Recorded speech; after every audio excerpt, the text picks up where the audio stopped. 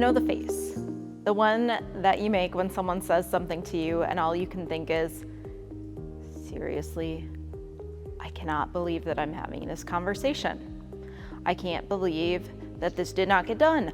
I should have just done it myself. You had one task and you failed. Maybe you've seen that face on someone else in response to something that you've done. Sometimes it is accompanied by a very deep sigh and closed eyes. It is the sweet baby Jesus, I need your peace right now because I am about to lose my crap look.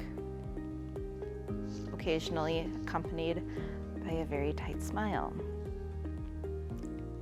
That's the look I imagine Jesus giving the disciples during our focus text for today. On the next day, when they had come down from the mountain, a great crowd met him. Just then, a man from the crowd shouted, "Teacher, I beg you to look at my son. He is my only child. Suddenly a spirit seizes him, and all at once he shrieks. It convulses him until he foams at the mouth. It mauls him and will scarcely leave him. I begged your disciples to cast it out, but they could not." Jesus answered, "You faithless and perverse generation, how much longer must I be with you and bear with you? Bring your son here." While he was coming, the demon dashed him to the ground in convulsions. But Jesus rebuked the unclean spirit, healed the boy, and gave him back to his father. And all were astonished at the greatness of God. All right, let's break this text down.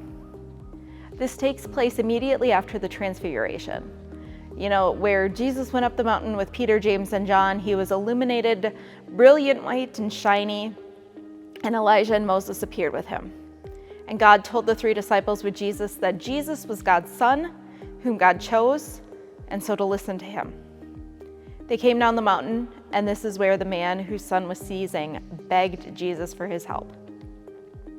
He said he had asked the disciples to heal him, to cast out the evil spirit, but they were not able to do so. This is where I would imagine Jesus did the whole deep breath so I don't lose it on the disciples for failing to do what I asked them to do. Look. And said, "O faithless, unbelieving, perverse generation, how much longer must I be with you and bear with you?" Basically, for crying out loud, how much longer do I have to put up with all of you? And then he heals the boy. On one end, if you've ever said something like that, well, you're in good company because Jesus did too. Let's be real though. The way mental health and other disorders of the mind and body are approached in the Bible are kind of troubling. So this boy who's healed is living with what we know of as epilepsy. And I'm not a medical doctor, but I'm pretty sure that having epilepsy is not being demon-possessed, nor are any other mental health conditions. But that's how most mental health conditions were approached. You're having seizures, it must be a demon. You're hearing voices, must be a demon. You're depressed, demon. Get the demon cast out and you'll be healed. The stigma around mental health has been a thing for millennia. We hear of people being chained, confined, executed, ignored, forgotten, cast out, all because of conditions that we would now diagnose as things such as bipolar disorder, schizophrenia, depression, anxiety, epilepsy, post-traumatic stress disorder, ADHD. Women, especially in the 1800s, were considered to be prone to hysteria. And there is a sad history of psychiatric hospitals in the US where people were abused, experimented upon, and treated as less than human.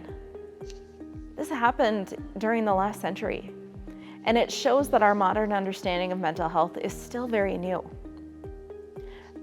In fact, there are faith traditions that continue to hold to the belief that mental health disorders and conditions are a myth, and the key to healing is just to pray more and to not sin, to confess any unconfessed sins. Physical and mental health conditions in those traditions are believed to be a spiritual problem, one that can only be solved through prayer and righteousness. Now imagine that you're a person who's sick, who lives with a disorder or a disease or a condition that's affecting your mental and physical health.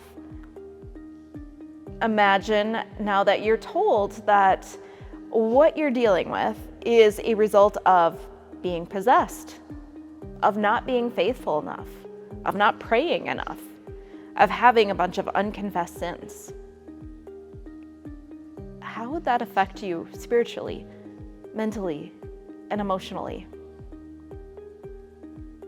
No, your cancer is not the result of you not praying hard enough. No, your epilepsy is not the result of being possessed by a demon. No, your depression and anxiety is not happening because you don't smile enough. No, your bipolar disorder is not a result of unconfessed sins. Now I'm curious. Just think about this. How do you see attitudes having changed around mental health in the last 50 years or so? How about the last 20 or so years? Or even in the last 5? I remember when I was growing up, ADHD was seen as something that only the troubled boys had. The ones that were having problems at home, the ones that didn't listen ever. And they were the ones that had to go down to the office and take their Ritalin. Now, having ADHD, it's not just the troublemakers that have it. It's actually a lot more common than people may think. And those who have ADHD are recognized as being neurodivergent. Your brain is simply wired differently. And anxiety and depression are not because you don't smile enough or because you're just sad about something. It's actually a change in your brain chemistry. And it's something that we talk about more openly now. And it's not just a dirty secret that's kept under wraps or something that we joke about being treated with antidepressants and alcohol. And we're also a lot more mindful of the words that we use to describe people. Now, I don't doubt that the people of Jesus' time believed that mental health disorders were a result of demon possession. And that's how the writers wrote it, because they wrote what they knew from the context that they were in. And the same can be said about laws in the Old Testament. I don't know what they knew and believed about germs and bacteria and such, but the laws of the Old Testament, especially around being unclean, reflect different ways of trying to keep clean. They reflect what they knew and understood at the time. This is why it is so important to take into account the context and history of the biblical text when we read it. Because there's a reason that it was written for that particular point in time in history. We no longer believe that it's okay to have slaves. There were lots of slaves in the Bible. We believe that women can and should have a voice and a vote and a seat at the table. And in certain places of the Bible, it's said that women should not have authority over men. We believe that mental and physical illness is not caused by a lack of faith in demon possession, like it was thought of in the Bible, but rather, those differences in body chemistry, the result of viruses and bacteria, and so many other things. We encourage asking for help and seeking treatment rather than just hiding a person away. And we absolutely believe in prayer and asking for God's help. We also believe that God answers those prayers not necessarily just through miraculous healing, but also through the work of our medical professionals who have been gifted by God to heal. The gospel message in this is that Jesus, he didn't shy away from helping this boy. He didn't say that he didn't have the time, nor did he say it wasn't his responsibility. He met the father and the boy where they were, and he healed the boy. And he didn't let the lack of faith of the disciples stop him from doing what he was born to do, which was to bring good news and healing to the world, to save the world. Jesus showed compassion even when he was frustrated with his followers. the good news for us today is that we can also show compassion when we're frustrated. We can also look past the barriers that others put up and help others in need. We understand that healing, it comes from God.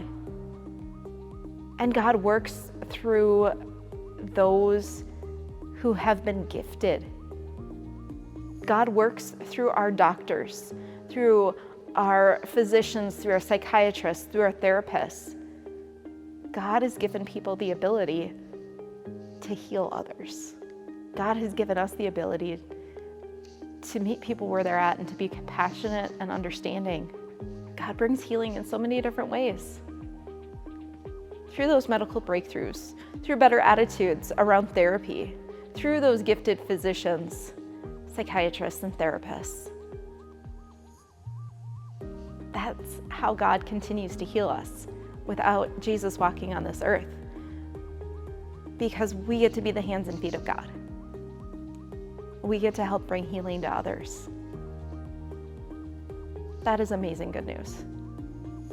Thanks be to God for our gifts, for our abilities, for the work of skilled healers, and for God's power in this world. Amen.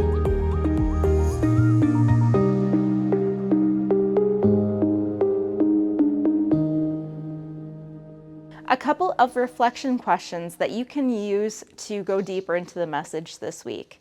The first is, how have our attitudes about mental health within the faith community changed since the time of Jesus? And how about in even the last 50 years? And second, do you still feel like having any sort of mental health condition causes a stigma? How can we change that, especially within the faith community?